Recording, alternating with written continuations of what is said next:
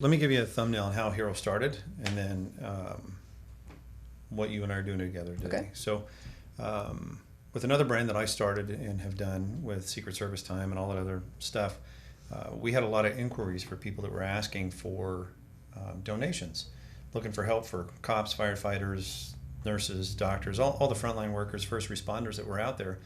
And so, of course, we were giving, trying to be helpful, and it just wasn't quite triggering for me the help that these people needed.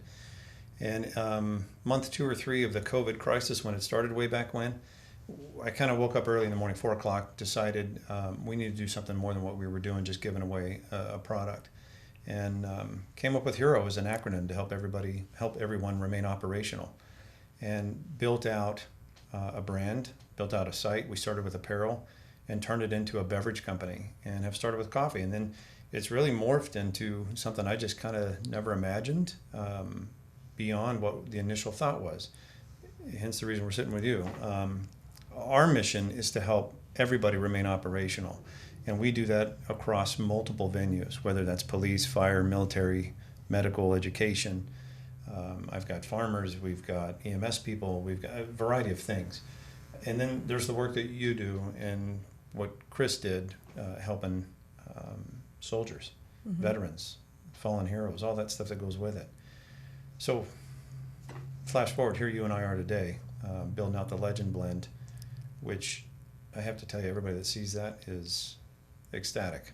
That's great. No, I appreciate it. And I love that it's help everyone remain operational. I think what a lot of people don't understand is that operational is really when you're emotionally, mentally, spiritually, everything is taken care of. You can be operational, but you're not as high functioning when you're having the baggage of life and home and evils of the world bearing down on you, right? You can do it, but you're just not as effective. That's true for anybody in any 9-to-5 job, let alone these heroes that work the longer hours. So for me, operational means they're really taken care of fully. They're full person. And so when you're giving back to these nonprofits who are helping them in the ways they need help the most, I think you're really elevating what operational is. And I know that you know that service takes its toll. Yeah, yeah. So I think that the HERO, what you said, help everyone remain operational, is brilliant. It really is. It's something that all of these people who are serving others need. They're depleted. In one way or another, they're depleted. Well, thanks for that. Yeah. That was the hardest decision. I don't know about Chris's world. Obviously, I've seen that movie. I've read the books.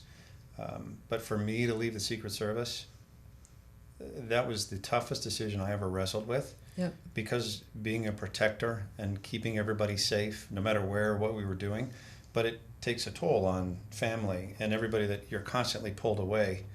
And every week for me on the job that I was doing, I had no idea where we were going, what we were doing. It could be 10 hours before, it could be a few days before, but you're constantly pulled and gone, which means a family unit is left to be without somebody to keep them operational, to your point, what you just described, which is amazing.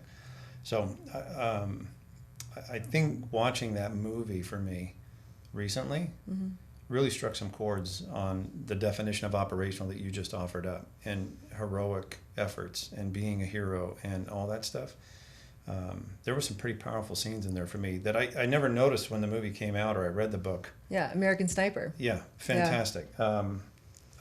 I remember watching the movie and being very patriotic feeling, and now having wrestled with some decisions to leave serving your country and doing all the things that you do to help everyone remain operational in a different capacity.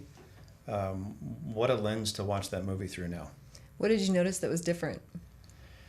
I didn't really digest, I think, when I watched American Sniper the first time, as I did this time, how much Chris had to wrestle and change to help people remain operational.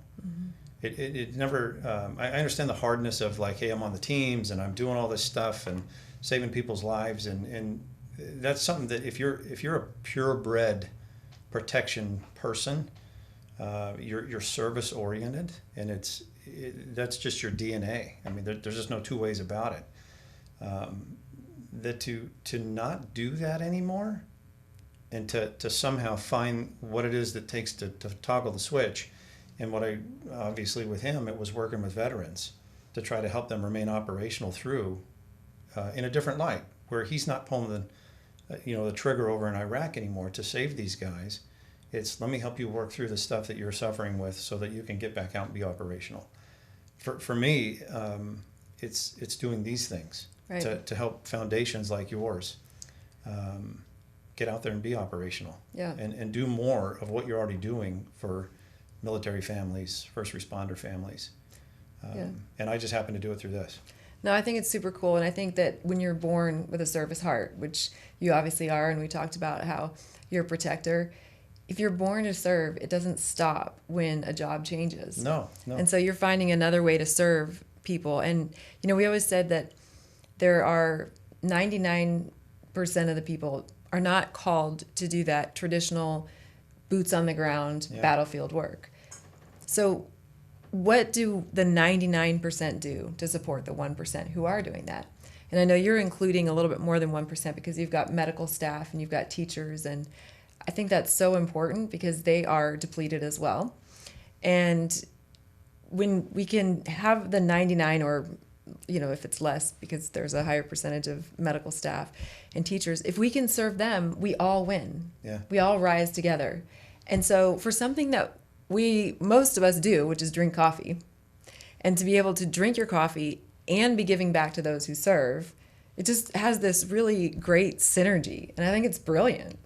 So on that note, why, and thanks for that.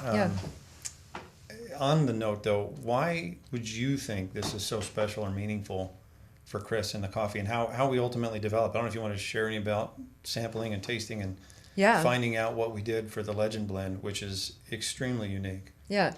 So the Legend blend was a fascinating experience for me. I love coffee. Chris loved coffee and made some jokes about it. In fact, when people would ask him, how do you like your coffee? He would say, I like it like I like my women. And they'd say, oh, okay, and jump to some conclusion or another. And he would say, I like it strong and bitter, which of course we would laugh and say that he hit the lottery with me. So strong and bitter right here. So I'm really not that bitter, but I suppose there were times, particularly when he first met me, that I was. So to come up with a blend that would represent Chris was interesting because I know we didn't want it too bitter, of course. We do want it strong.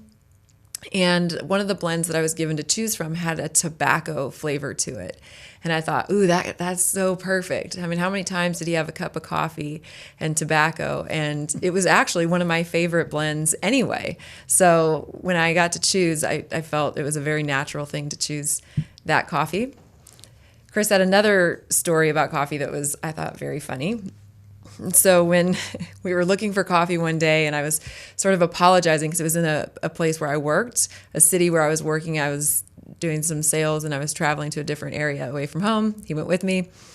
And I said, I'm really sorry, they don't have a good coffee place out here. I mean, we could go to Jack in the Box, no offense to Jack in the Box. But I thought, where can we go? We could go to some fast food restaurant maybe and grab some.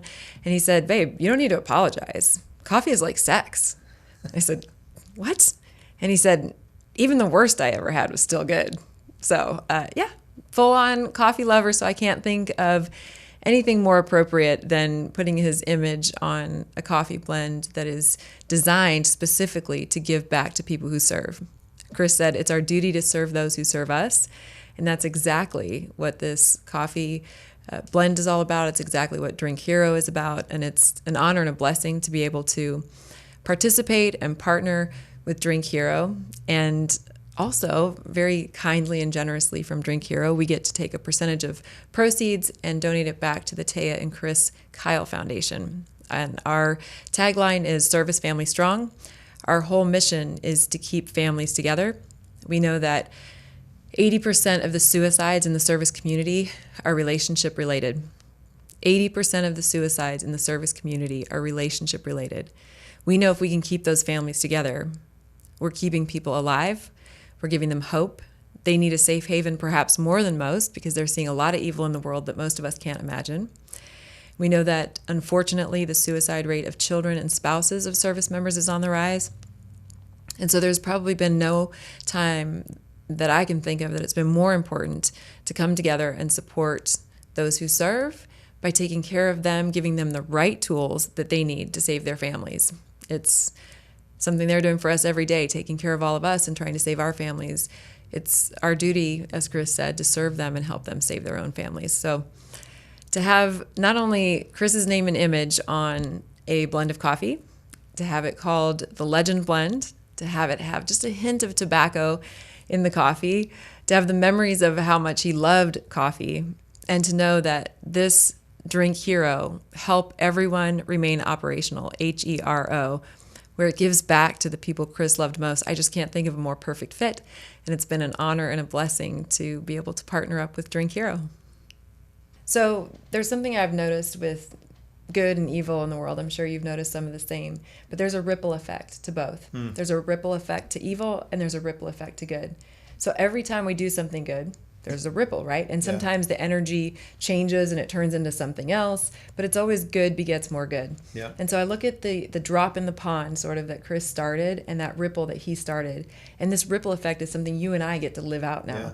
So we get to carry those ripples out and turn that energy into something else. We're giving back to firefighters, police, medical staff, teachers, military, veterans. And I know that for every bag sold in all of these different areas, you're generously donating a portion of proceeds back to all of these people. To me, I think that Chris would be honored and blessed and feel humble about the fact that in life he got to serve, in the military, he got out of the military, he got to serve, and even in death now, we're carrying on his ability to serve. I can't think of anything he'd really like more. And to have it come in coffee is just so fitting, so fitting. And I thank you for giving us that opportunity. No, it's my pleasure. It's the honor for me. It's 100% mine. 100% mine. You know, there's a part of people in general that want to give back, right? And I think we recognize the fact that there are people out there doing the hard work and the heavy lifting, and it's really nice to be able to get something you would get anyway, coffee, and know that you're actually helping people who are putting it all on the line for us every day. I just think it's cool. And you talked about a little bit in the movie American Sniper how there was that scene where they were at the tire shop and another military person was thanking Chris for his service, and he looked sort of uncomfortable and with the thought of being a hero. And I look at this and I think there's a connection there because heroes don't like to ask for help a lot of times, but they need to. And I hope they do learn to ask for help more often because it's really important that they do. A lot of times they don't because they're used to serving, not being served. Yeah. So I think it's really cool that we have an opportunity to buy coffee and know that they're going to be served. They need it. They may not know to ask for it from their family members, but we can help them through organizations like Taya and Chris Kyle Foundation and others you're choosing who serve some of these people. I think that just think it's an incredible gift and concept, and people want that. We need that. And when we started Hero, it was even a hero needs a hero. Yes. Was kind of how I started with it. Yes. And that those guys that are out there and gals that are out there fighting on the front line, whether you're police officers dealing with the riots today, which, I mean, they could be in Fallujah in some of these riots. Yep. They should be getting hazard pay. Yep.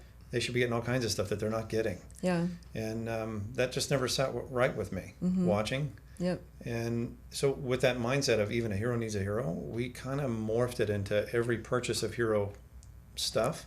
Every purchase helps a hero. Yeah. So with everything you're doing, that little ripple effect that you're talking about, by you doing what you do every day, getting up in the morning and making your coffee, you have no idea the difference that you could make in a family's life or a hero's life, and they'll never know it was you. Yeah.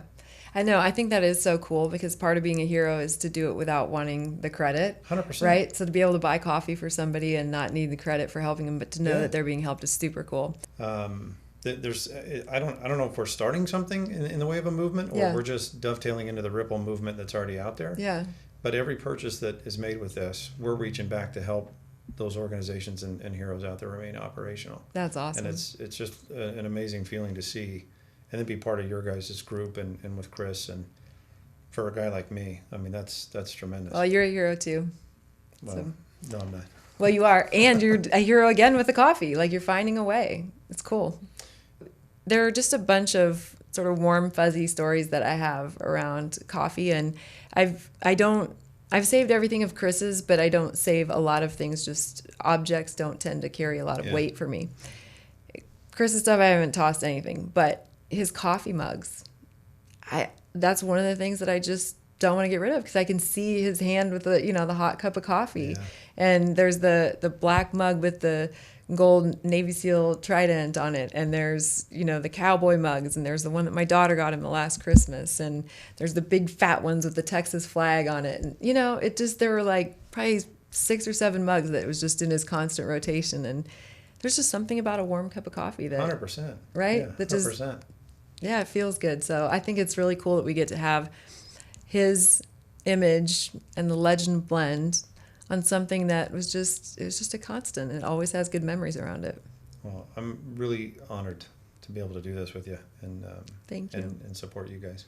Well, thank you for letting us do it. It's an honor to be doing this with you. It's amazing.